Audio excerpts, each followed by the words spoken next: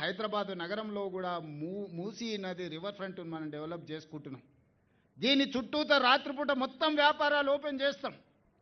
పొద్దుటిపూట పని చేసుకోవడమే కాదు, రాత్రిపూట పనిచేయడానికి కూడా మూసీ నది ఒడ్డున రెండు వైపులా రాత్రి మొత్తం వ్యాపారాలు జరిగేటట్టు హోటళ్ళు, వ్యాపారాలు, కూరగాయలు, పంటలు, టాక్సీ అన్ని చేసి మొత్తం లైట్లు పెట్టి బ్రహ్మాండంగా పెట్టి నిరుద్యోగ యువకులకు ఉద్యోగ ఉపాధి అవకాశాలు కల్పించి శాంతి భద్రతలను పటిష్టంగా అమలు చేసి పొద్దుపూట కష్టం చేసుకున్న వాళ్ళు సాయంత్రం పోతే కూరగాయలు కొనుక్కోవాలనుకున్నా, బట్టలు కొనుక్కోవాలనుకున్నా, పిల్లల్ని తీసుకెళ్ళి ఇంత హోటల్లో మనం ఇంత మంచి భోజనం పెట్టించి మొత్తం అట్లా నగరాన్ని చూపించి రావాలనుకున్నా ఈరోజు మొత్తం ఇదంతా అభివృద్ధి చేయాలనుకుంటున్నాం.